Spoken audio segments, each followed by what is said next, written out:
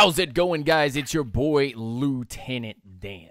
You know who it is. We did a live show earlier today, and this is for those who missed the live show. And thank you so much to FaZe BB Cox for the $2 donation in the super chat. Thank you so much. Starting this out this way, I guess. Let's get straight into it, man. Let's get straight into it. I got some special guests that I said were going to be coming on tonight. And by the way, if you haven't said hi in the chat already, please go into the chat. Go ahead and say hi. I will try to say hi back to you as quickly as possible. But with that being said, got some special guests tonight. Said they're going to be coming in here. We're going to be talking all kinds of Falcons football. This is open discussion, round table. We're going to be talking about everything. With that being said, let me go ahead and introduce them in order. First and foremost, it's the real PattMan in the building. How's it going, Pat? What's going on, Dan? Everybody out there, how y'all doing today? Hey, MadMike Sports in the building. MadMike, what's going on, my man? Nah, I'm chilling, man. I'm relaxing. I'm ready to talk football, man. I have a lot to say.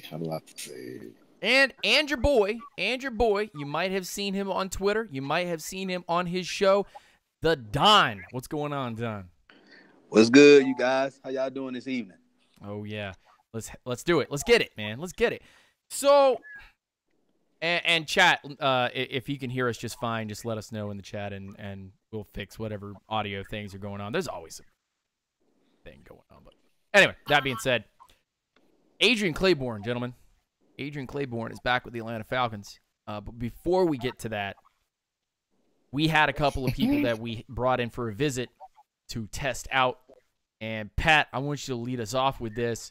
We had 2 defensive tackles, right? Yes, sir. That's correct. And why do you think that these defensive tackles were brought in? And go ahead and tell us a little about these guys, you know? All right, so the first one, everybody knows last Wednesday, I believe, last week on Wednesday, the Atlanta Falcons worked out Rasheed Hateman. For you guys that kind of been living under a rock for a little minute that don't know who Rasheed Hateman is, he was drafted by the Atlanta Falcons in 2014, 1 year before Dan Quinn arrived. He was drafted in the second round behind Jake Matthews, who was drafted in the first round. I switched to Marilex. Hateman, in his second year, he really started to come on, especially once Dan Quinn took over coaching the defense towards the latter half of the season. And in the playoffs, man, he balled out. He did his thing and helped this defense to be able to allow this team to go to the Super Bowl in 2016. Excuse me. After the season, however, there were some domestic violence charges that were brought up on him, as well as some things dealing with like child abuse and stuff like that. And at the time, man, it just was real bad stuff, man. And the Falcons really didn't want to have to deal with that kind of negativity. We all know that Arthur Blank likes a crystal clean franchise, man. He doesn't want to deal with any of that stuff. So the Falcons ended up parting ways with Rasheed Hateman. And he's pretty much been fighting that case for the past 2 years. I think he still got to serve like a 2-game suspension even when he gets signed with a team. He right now he's 29. I think he's 28. I believe he'll be 29 by the start of the season. So he's kind of getting up there in age for a guy that doesn't really have a ton of years of experience. And the other guy is Tyler Davison. A lot of folks have no idea who this guy is. He's actually the starting nose tackle for the New Orleans Saints. He's been their starter for the past 2 or 3 seasons, I believe. He's a guy that's just straight up a power man. He pretty much eats up a lot of space. He's a guy that wins with leverage down there. And he actually anchored what was, I believe, the 3rd best run defense in the league, according to the Football Outsiders. So it's pretty interesting that they actually looking at those 2 guys. We were all under the impression that the Falcons were probably done with free agency and they were going to just address the D-line in the draft. But hey, man, this is the Atlanta Falcons, right? True. Very, very true. It's one of those things that I think that as we go forward, as we push forward closer and closer to the draft, you look at these guys and you kind of check who their personalities are, what their leadership skills are, what positions they're playing, and it to me and to quite a few others online as well as MadMike Sports and the Don over here, it really sets the tone for if they don't get their guy, then these are the backup options potentially. MadMike, what do you think of that theory right there?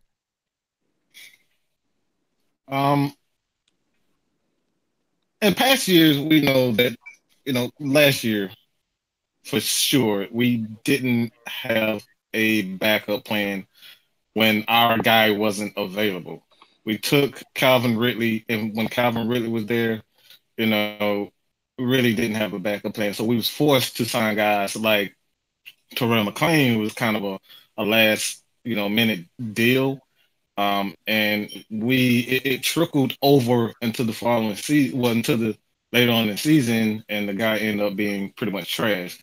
1.5 pressures and pretty much 16 games, and you don't want to have a repeat of that. So a signing like, even potential signing of a Rashid Hateman and the guy, the defensive tackle from New Orleans, I think it's a great sign that Dan Quinn is preparing himself. It's not necessary for me. It's not necessarily that he's making these deals. It's that he's thinking about it. You want your head coach to have his fingers and his hands in everything. You don't want to be ill prepared. And this is what I feel as though is a great sign that Dan Quinn is thinking about. What if this doesn't happen? What if that doesn't happen? He's prepared for it. Don, I want your take on this because it's been a hot minute since you've been on the show, and also that you've been doing your thing, and I want to hear your take on this because now that we move forward and we have Dan Quinn looking at these guys, the what if scenario, the just in case we don't hit our guy, who screams to you to be that kind of guy that encompasses what they're looking at in these two players? I think they're just looking at bulk, like somebody big that can, like, I hate to say it, eat up space or eat up blocks, and allow more one-on-ones for a guy like Vic Beasley, And you got to look at it like this here too. Our run defense, the Tyler Davison dude, it makes sense for as far as I don't think we assign him, but if we do, I won't be mad about it because you got to look at it. We were almost dead last in run defense last year. And you get somebody like him on our defensive line, you can see our run defense will improve. Yeah, it's a combination of that bulk, a combination of leadership and skills that you can bring in from certain players in this draft. Is there anybody in particular that you think would be the target for Atlanta near pick 14, or maybe even a jump up or a jump down?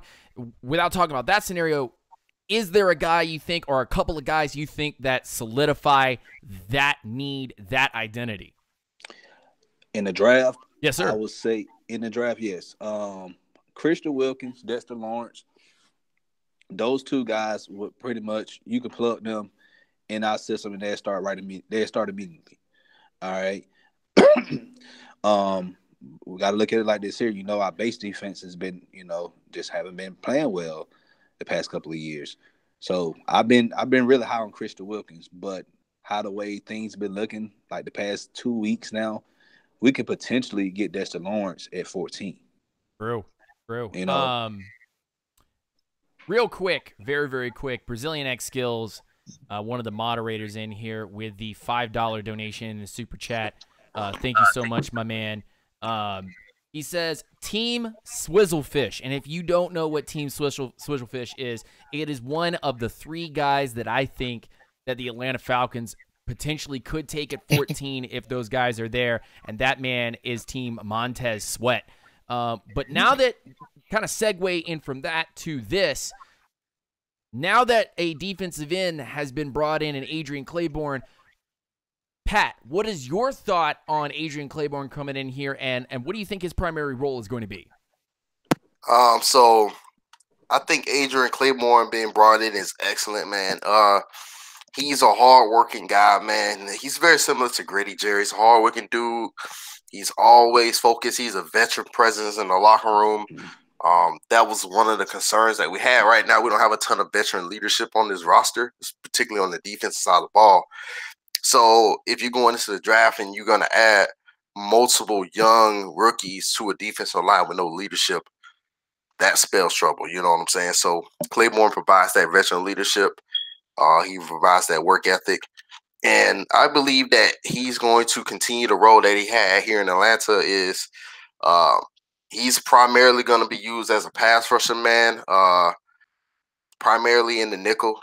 He's not going to see a ton as far as the base is concerned. He's going to play off the left tackle, man, because he has, what's it called, Ehlers palsy. So he has nerve damage to one side of his body, which means he can only line up on one side of the formation. So he's going to see a ton of time rushing from the outside and the inside off the left tackle and the left guard. And he's going to provide steady pressure, man. And he's a guy that he can be paired with Tat McKinley. You put Claiborne on the outside, tackle on the inside, or vice versa. You can stunt with those guys on one side, and it's going to form a very, very nasty duo, man, especially on third and long situations. Mike, I know that you have been a fan of Adrian Claiborne and what he has brought to this team. What do you expect out of Adrian Claiborne? And does that kind of change the Falcons' direction going into the draft? I'm a big fan of Adrian Claiborne. I think most of all, it provides that on-the-field attitude. He plays with a nasty attitude that we, the Atlanta Falcons, need. We don't have a ton of guys when things are going bad. You know, Tack is a guy that I love. I love when he's playing well. He has that attitude, but it tends at certain points in the game, he tends to kind of slow down a bit. And if you have guys like Adrian Claiborne takes no plays off. When he's on the field, he's going 100. All right, he's going 100 miles an hour. So he provides that. He definitely provides that aspect, that leadership, on the field leadership that the Falcons need. But I don't think this changes anything. My thoughts going into the draft, because honestly, I think it's either Christian Wilkins or no one at all. Oof. I mean, yeah, let me just get out of radio voice stand for just a second and be like, damn, kid, where are we going? God damn, if Christian Wilkins isn't there, then what now? Look, man. No, Don, what's your comments on that? What does Adrian Claiborne bring to you? I think, and this is from, you know, the people in the underground right here. Don is working really hard and trying to bring people the facts and the truth. Don, what are your thoughts on Adrian Claiborne? Does this completely shut the door on defensive end? No, it doesn't. I just see bringing him back is for veteranship. You know, we need veterans on this defense.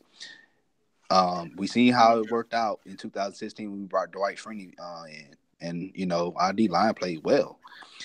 Also, depth purposes. We know we don't have the depth, so that also, you know, increases our depth, especially on the D line. But it's also a just in case. We brought back Clay. I think we brought back Clay just in case if a guy like Zach Allen or Anthony Nelson is taken before we pick in second or third round. You know, we got to think about that as well. If one of those players, because I'm high on Josh Allen. I'm sorry, Zach Allen in the second round and Anthony Nelson in third round. If one of those players are taken before we pick, we're going to be looking at ourselves like, okay, you know, what are we going to do? So even, you know, we may end up, you know, Jalen Ferguson as well. He could be another person that we can pick. So we got to think about this. We know we had problems with depth. So if Claiborne was out there and, you know, they talked to him and he, you know, signed a good, you know, get a contract that didn't hurt our cap, why not bring him back? And we absolutely did that. But I really think, just for veteranship and depth purposes, I think this was a good move for us. So we're going to kind of open up here and get a little more real, because I wanted to get those questions out of the way for you guys so that we could actually talk. Because now let's actually sit here for just a second and actually, as Falcons fans, just talk about this for a second. I don't know about you guys. We don't have to go in turn. Just, if somebody has an idea or something, just throw it out. But this is just my opinion. I think Cody Ford's going to be gone. I think that Montez Sweat is going to be gone. I even think that there's a possibility that Christian Wilkins might be taken, 2 or 3 picks before us. Because there are some teams that need that, and especially with the run at defensive tackle could potentially happen. So I'm going to give you a nightmare scenario. And I want you guys to make some lemonade out of the lemons I'm about to give you. And they look black and molded and not great. Okay? If you had to pick somebody in this draft in a nightmare scenario where Montez Sweat, Cody Ford, Jawan Taylor, and Jonah Williams, and Ed Oliver, and Christian Wilkins are all gone. All gone. All of them are gone. There's no going back. You can't go back in the past and try to trade back up to try to get them. They're all gone. Who's the guy you were taking at 14? Pat? Oh, man, I thought you said if we had an idea, we was just going to throw it up, man. You going to put me on the spot like that? I'm going to put you on the spot because nobody was talking. I paused for station identification there, and not a single person spoke up. I was like, come on, let's get going. I thought we were still doing the rotation, but I guess, okay. You want to get this one done? I'm still thinking, man. I'll tell you, system round adjusted fit. And, like I said, if everybody you ran down, only person I'm still thinking about right now at 14 is Dexter Lawrence. I will pick him at 14. Dexter Lawrence at 14. Yes. Yeah. Now, if Jawan, we know you said Jawan Taylor. If he's gone, right? If he's not gone, I'll take Jawan Taylor. That's like the only tackle. Him and Ford. Those are the only tackles I probably think about taking. Everybody else, I want Jonah Williams. I want to take him at 14. It's not, especially he's not really a need. He plays left tackle, and we need a right tackle. Some people have said that he can switch all the way from the left all the way to the right without any problem. No. Here we go. Come on, man. No, man. Let's stop, man. This is one of the weakest drafts in a long time. Let's just be real about this. All right? And the Falcons, we can sit here and say that the Falcons need this, we need that. But when you look at the Falcons in its entirety, man, offensive, defensively, we're not as bad as we make it seem. The Falcons have pieces. It's all about putting players around. They're going to help Gritty Jared. They're going to help Vic and Tack do what they do best, and that's rush the passer. We need guys. We need a ton of complementary pieces. All right, so look at this draft. I'm not really sold on anyone other than Christian Wilkins and Dexter Lawrence. I'm just going to be real about it. I can pass on either one of those guys, but to say that it's Jonah Williams, come on, man. Nah, I'm good on that. I'd rather have Ryan Schrader back if I'm going to. Yeah, I said no. Jonah Williams. I said definitely not Jonah Williams. Yeah, I'm saying the people that I'm talking about, the writers, those writers who are in love with Jonah Williams, the writers who are in love with Brian Burns, those guys. Yeah, that's what I'm talking about. Those guys. See, and I sit here and think about how, okay, if all of the guys are off the board that I want, and it's a bit much. I think it's just a little bit much, but I think that it's still possible. If Dexter Lawrence is there, you take him, but there will be so many people burning cars and flipping stuff and breaking windows and TVs if we don't get Brian Burns, if he's sitting there at 14. Does that make any sense to y'all? Does any of that make any sense to y'all? Oh, I'm good. I'm great. I'm great with Dexter Lawrence. I love Dexter Lawrence. Look, man, you know I'm the biggest Rashid Hickman fan. I love the guy. All right, I have wet dreams when I talk about Rashid Hickman. I know that might sound a little crazy for all y'all, but I'm in love with Rashid Hickman. So, look, if Dexter Lawrence is sitting there, he reminds me of Rashid Hickman. I'm taking Dexter Lawrence there. Pat, you haven't said a word, man. Man, what I'm you just thinking, man? so the way I see it is, man. I mean, I agree with what MadMike said about system round adjusted fit and whatnot. The thing is, man, the Falcons appear to really like Dexter Lawrence. A lot of times as fans, whether you're pro Dexter Lawrence or not, because you see Dexter Lawrence as a 2-down player, the Falcons have indicated to us that they love Dexter Lawrence. I mean, they even went out of their way. Their media team put together a video of Beasley going to Clemson University to talk with Dexter Lawrence. So time out. I got new information on that. About to blow your mind. About to make you take Come on, bring it. Yep. So the Falcons didn't make that video. Falcons media didn't make that video. That was NFL Network. Yo. Uh-huh. Yo. Uh-huh. Interesting. Wow. Yeah. Back up just a moment. Now we have a really good question from one of our subs, one of our grounders in here. Mr. One Subscriber with 100 Vids Challenge says, got a question for y'all. Who do you like better? Montez Sweat or Rashan Gary? Sweat. What? Sweat. I just like his name, so I'm gonna just go with Sweat. Sweat. Is that where we are in this part of the show? Like, come on, man. Give me some energy, bro. Like, no shots fired, no swizzlefish support. You're just like, I like the name Sweat. It's cool. I just like the name, man. I like both, but if you're looking at somebody who can be versatile, who can also play edge and play D tackle, I'm gonna go with Gary. And and also that plays a little part of my Michigan fandom as well. So. I knew there was a bias behind it. I say Sweat just because he offers a different dimension that we currently don't have. Because we got Crawford and Claiborne now that are both kind of like inside out guys that can play D and D tackle.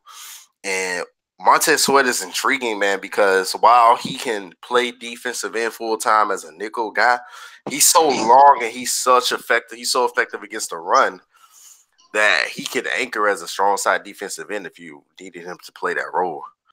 So he just provides something that we currently don't have on the roster. Let's put it this way. If I was given a choice between those two, between Montez Sweat and Rashan Gary, I'd look real hard at what am I trying to replace here? If we just brought in Adrian Claiborne to replace what we had in Reed and Shelby, what we were trying to do in 2 players, we're trying to do with 1 player with Claiborne. Doesn't the play, and maybe you'll have to go back and watch this because it really does remind me, there's a similarity here. Doesn't the play of Adrian Claiborne feel like Rashan Gary, but Rashan Gary has just not got the NFL seasoning yet? Like, Rashan Gary's not super fast or super powerful, but does have position versatility. Does it not remind you of a younger version of Adrian Claiborne that is yet to actually be given that NFL seasoning, become a monster? That's interesting. That's a great take right there. Yeah, I think it's interesting because if Gary is the guy that could potentially learn from Claiborne how to be the next Claiborne, and I'm not trying to say that that Rashan Gary is going to be next Claiborne. Rashan Gary is just going to be the next Rashan Gary. But if Gary can pick up some of the stuff that Claiborne can do, but he doesn't have that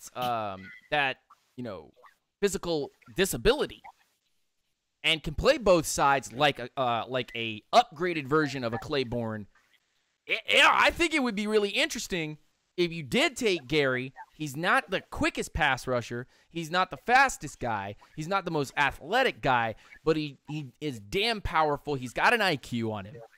And he's a kind of wait and see and then rip and attack kind of guy. He's almost what you would call Dexter Lawrence, what Dexter Lawrence or Christian Wilkins would do for Grady Jarrett and Tack, kind of playing off of him. Rashan Gary could be that guy in a different capacity. And I don't know what you guys think about that. You guys just talk about that for a second. Before we do, FaZe BB Cox with another $2 donation in the Super Chat says, give me Brian Burns at 14, nuff said. And man, come on. I don't know if you're in the minority here, my man, but I mean, Brian Burns is a really interesting athlete. I just don't know. I don't know, man. I don't want to say it. I don't want to say it. Let me say it. Let me say it for you, Dan. Let me say it for you. All right. Let me say it for you. And I know this is your show, and I'm trying my best to respect your fans. But come on, man. We don't need another Vic Beasley. We don't need another Vic Beasley. Okay. We don't need another pretty girl on the team. We have enough of that in Vic Beasley. We have enough of that and Deion Jones. Those guys are all-stars. Those are pretty girls on the team, all right? We need rough, tough, ugly bodyguards, all right? That's what we need. We need the big, sloppy security guards that's going to say, you know what?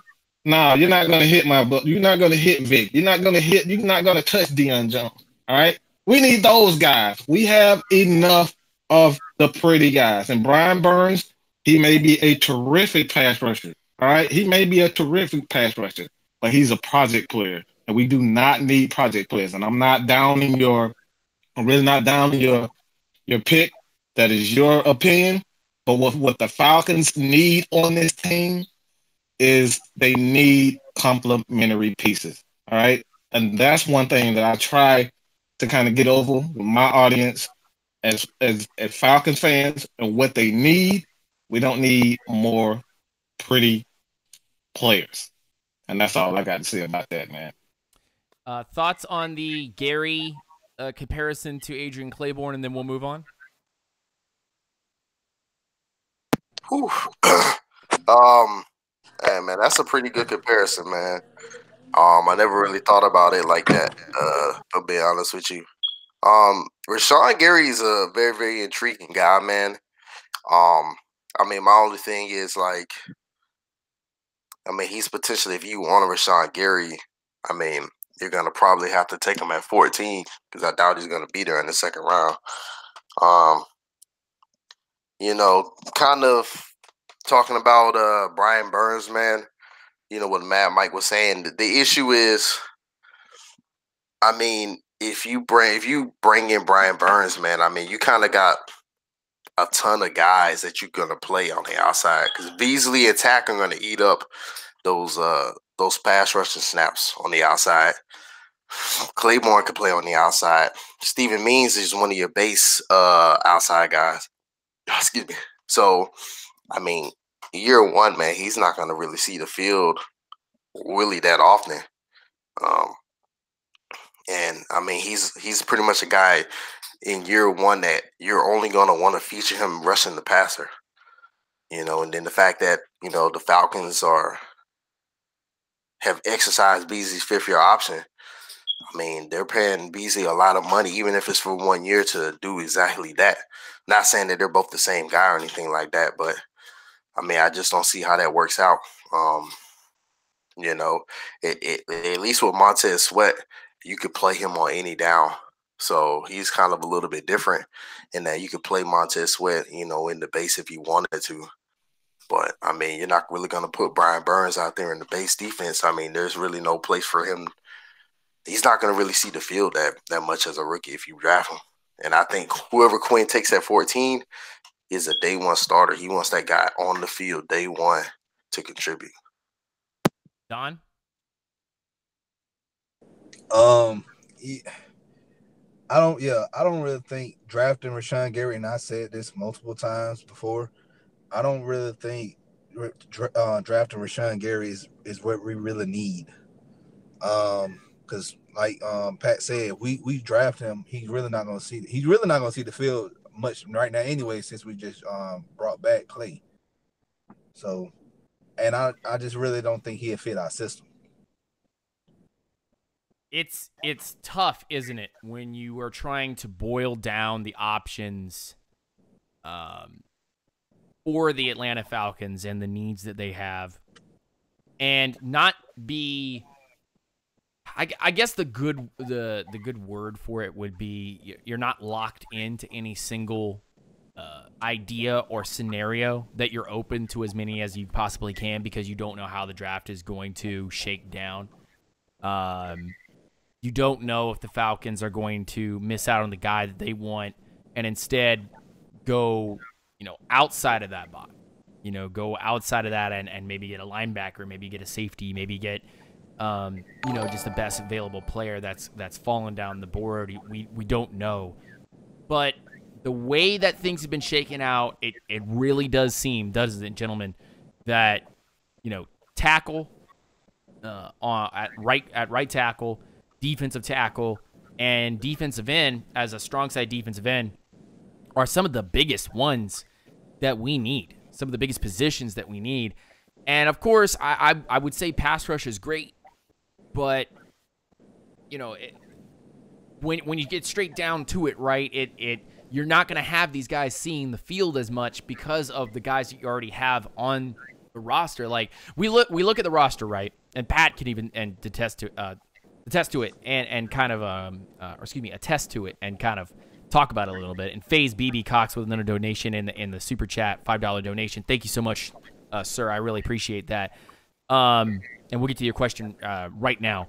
But is it not funny that we have only 3 defensive ends, well, 4 now that Claiborne has been signed, but we have 3 or 4 defensive ends, and if we were to get a first-round defensive end, that guy might not even see the field, like, at all, like, barely. That's crazy. Is that not insane? Does that not show the Falcons' hands potentially? Yeah, it kind of does. It does. And this, but be careful what you say about pass rush, because you're gonna have a lot of people with pitchforks and. I'm not scared of your nonsense about pass rush. I have to tell people. Even I said this. I said, "Oh, with the pass rush." Come on, man. Linebackers pass rush. It's like and defensive tackles pass rush. Exactly. It's like I said on Don's show, man. I said on Don's show that there's 4 ways that you can generate a pass rush, man, and only one of those involve actual athletes. So, scheme is a huge part of it.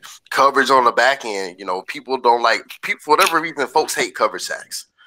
But hey, a sack is a sack, right? Regardless of how you get it. When I first started this show, I said that there were 2 or 3 different types of sacks, and of those 2 or 3 different types of sacks, some of them were less impactful than others. I got my ass drilled by people coming in here and saying, but a sack is a sack. And as I started watching more football, I got to that conclusion. Yes, a sack is a sack. But then people started adding this recently on Twitter, impact sacks or impact plays, which that just translates to a sack. And people were like, Brian Burns can make impact plays. So you're okay. What the hell? Yeah. What is a impact play? What is exactly? What is that? What is that? They use that all the time. What does that mean? Defensive ends. They use that all the time for defensive ends. I'm like, but doesn't Deion Jones make impact plays like knocking the ball out or intercepting or hitting a player in the backfield? But before we get into any of that, because I know that will trigger the hell out of everybody in here. I know I can see MadMike turning into a cherry over there. He's turning into a red monster. FaZe BB Cox goes, if we need complimentary players, then why are we not talking about trading back and getting them plus more? And I'll say this for all the viewers as we get closer and closer to the end of the show here. And I want the round table to talk about this too. We have 9 picks already. And if we were to sit here and add those 9 players,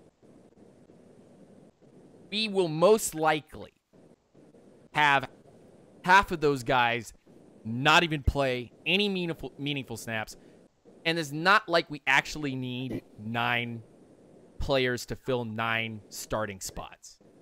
So there's room for us to use some of these picks to trade up, maybe in the mid rounds, maybe in that second or third round, to grab a player that we really, really, really, really like. Now, that being said, though, I'm not against a trade down, but we have to be able to do something like the way that the New Orleans Saints trade up for Davenport was handled, which is if you trade up, whoever's trading up, no games. This is the realest thing. I try to keep it as real as possible on this show, but this is the realest, angriest Dan thing you're going to hear in the last week. If we get a trade down, whoever our trade partner trying to trade up to get to our spot to take a player, whoever that is, we need to take their lunch money, their passport, their driver's license. We need to take their book club. We need to take their library card. We need to take their gas money. We need to take their car and the keys. That's all I got to say about it. We got and for next year too. This year and next year too. Yeah, we got to treat it like that Saints pick. And you may think that, Dan, you're being unrealistic. It's almost the same nonsense. Whoever's wanting to trade up is going to have to pay us a pretty penny. And that's the reason why I don't think anyone's going to call us. I don't think any single person is going to call us for the 14th pick because they know the price is too high. They know the price is too high. And so sitting there at 14, we'll most likely take whoever falls to us. And I would love to trade down. But I'll let the rest of the committee go ahead and talk about it, starting off with PattMan. You go ahead, and then we'll go to MadMike, then we'll go to Dunn. Pass it off. All right, so trading down, man, is easier. It's easier for us to say we can trade down, but you have to find a trade partner, man. You got to find somebody who's willing to trade up with you. Then you got to agree on the terms, man. It's a lot. So the odds of us trading down already, because we're at 14, are going to pretty much be low. And then once you get all these extra picks, like, what are you going to do with them? You know, the bulk of these picks are probably not even going to make the roster. So Dan Quinn's not a guy that likes to draft guys just to cut them before they even make the roster. You know, that doesn't make much sense. He likes to get something out of all of his picks. So that also kind of begs the question of why are you trading down anyways?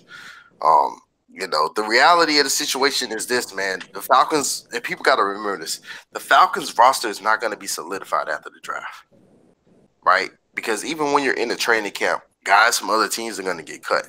There's going to be cap casualties. Ryan Schrader's money is going to finally come off the books, so you're going to have a little bit more cap to work with. And the Falcons almost always add players during camp. Dan Quinn does that every single year. So I think right now people have the mindset of, you know, once the draft is over with, we get 9 players, our roster's set. No. All right. Dan Quinn's going to draft for the most important needs that he has on his roster using the draft. If he only comes out of the draft with 5 players, he comes out of the draft with 5 players. But it'll be 5 players at 5 positions that he and Thomas Dimitroff have agreed that are very, very important to his team and that need to be filled with guys. And then the rest of the spots that open on the roster are going to be open competition and or guys that are signed from other teams during training camp when guys start getting cut.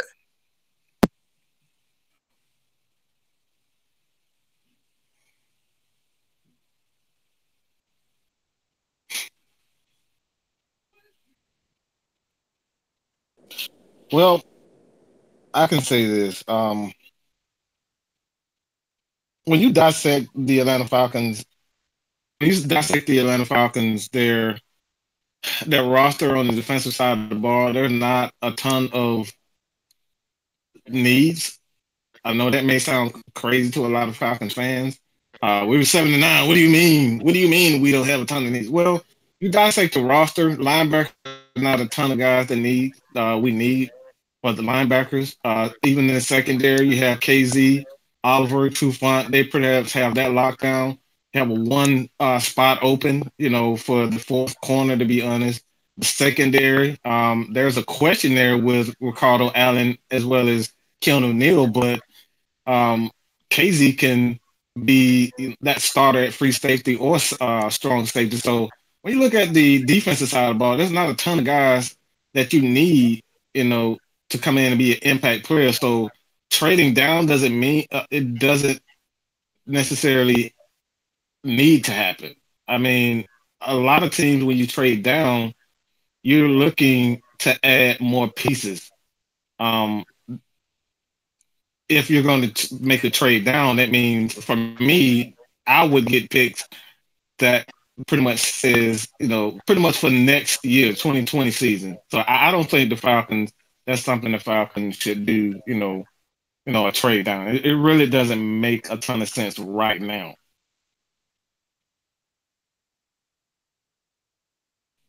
Don? I had looked at the pattern last night of 2018 draft and 2017 draft, and it looked very similar, like 6 picks. All right. But now we have 9 picks. So who knows? I was advocate on just trading down to get more picks, but as the free agency been happening and we've been adding like talent and we got having players come to visit and stuff, we may just end up staying where we at 14th overall pick and just like we just said, we'll go see who fall to us and we'll just draft the person who will fit our system. We may end up in the middle rounds, trading up in the middle rounds to get, a person like Anthony Nelson or a person like, Evan Worthington out of Colorado, safety, because, we need another safety. We need another safety. We need it's DQ's DNA that every year we draft a linebacker. So I'm pretty sure we're going to draft a linebacker this year as well. And yeah, we're also gonna draft a DB. So when you're looking at it like this here, we're gonna come out of the draft with at least 6 or 7 picks. At least. Will we use all 9? Who knows? Yeah, man, it's hard to determine those things in some of those places. When you look at the draft, the past drafts that we have done, it's always been system-adjusted round fit. We've taken the guys we wanted to take. We've taken the guys that were going to make the biggest impact for our team at a position of need. And I love quoting this, by the way, because it's 2 quotes that I think go hand in hand. And one is actually by a former NFL player, and another one is by Keanu Neal in 2017. And then I'm going to read off a very quick thing before I end the show here. And those two quotes that I want to quickly state are: the purpose of education is not to validate ignorance. And the quote from Keanu Neal is, it isn't a struggle when you want to be the best, it's a process. And those, I believe, go hand in hand for the situation that we have going on right now. And I want to remind everybody of the 2016 draft where Dan Quinn, even with those 6 picks, was able to come out with a draft sounding something similar to this: Keanu Neal, Deion Jones, Austin Hooper, Devondre Campbell, Wes Schweitzer, and Devin Fuller. Okay? And if Dan Quinn and company can come out with a draft that even slightly resembles what you have going on here. And by the way, this is the most picks that Dan Quinn and Thomas Dimitroff will have had in their marriage as a head coach and GM of the Atlanta Falcons. If the Atlanta Falcons sitting here with 9 picks can even have something even slightly similar to what they've done in 2016, the amount of talent that they will have come away with will be out fucking standing. And I don't care if this gets demonetized by that or not. It's this group, if we can mimic that 2016 group, which, by the way, at the time, nobody was high on. Nobody was high on Keanu Neal. Nobody was high on Deion Jones. Nobody was high on Austin Hooper. Nobody was high on Devondre Campbell. I remember. An elephant never forgets. An elephant never forgets. Everybody called Austin Hooper the next Levine Toilolo. They were like, it's just another Stanford guy. It's just another Stanford tight end. They called Deion Jones slow and he had no IQ. They called Keanu Neal just a hitter. He's just slow and he's just a hitter. Look where we are now.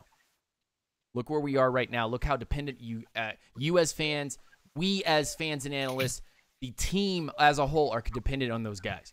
Go back to 2018 and go see how dependent they are on those guys.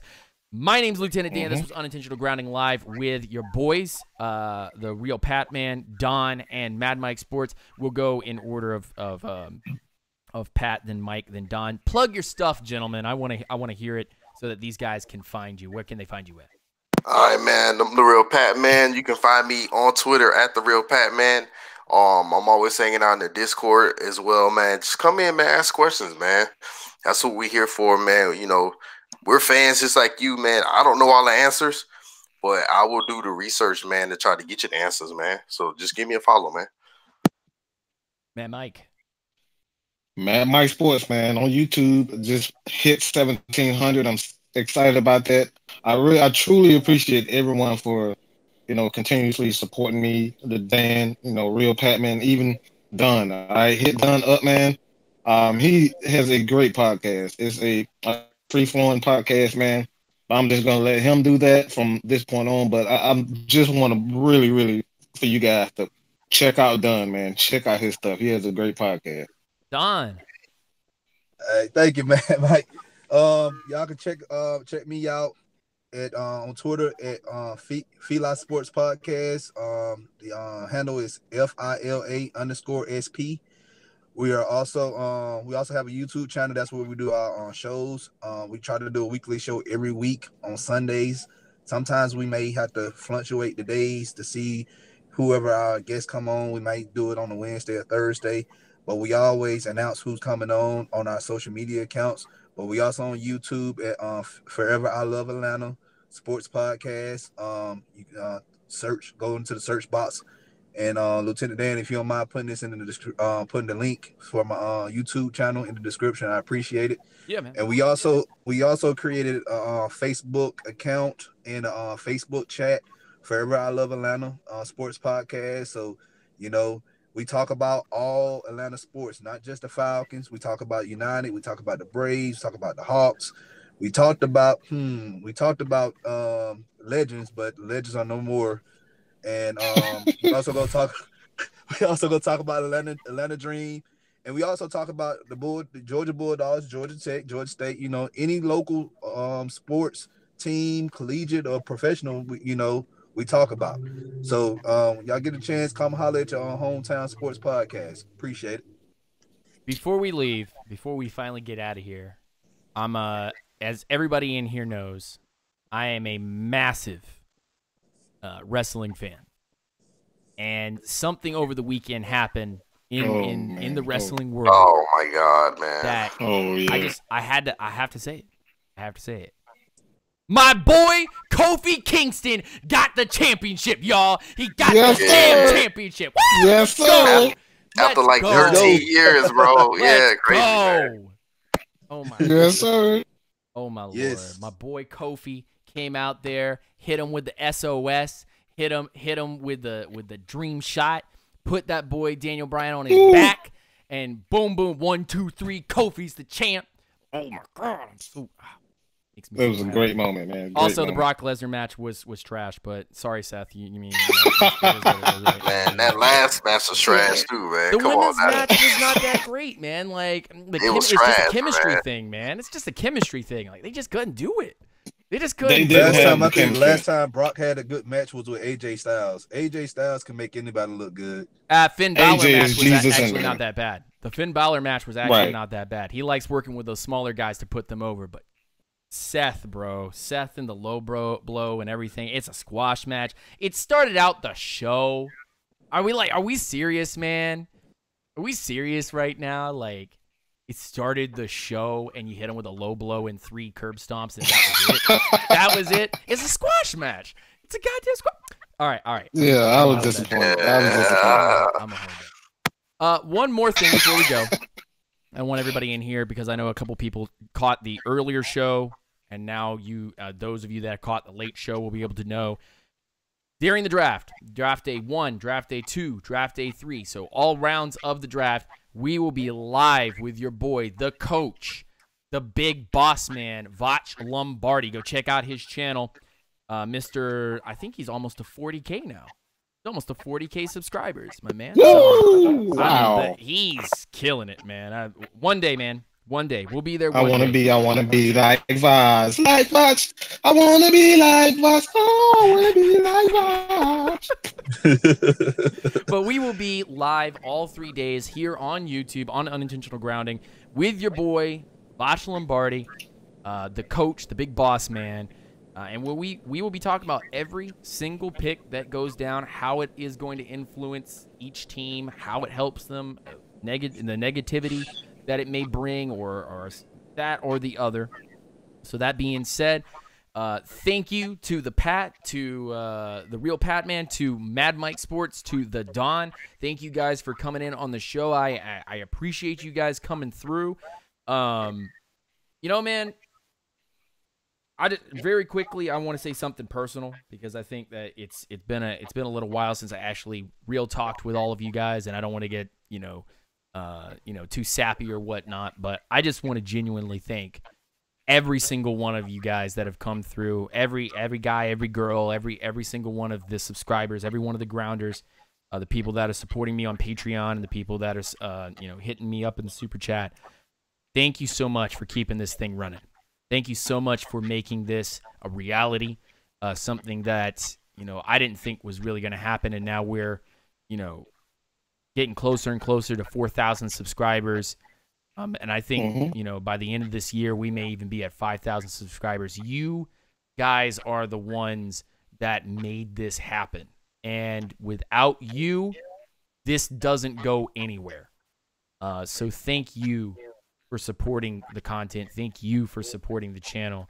And thank you for having interest in what we are doing here. It's been a hell of a journey, and I can't wait to continue doing more.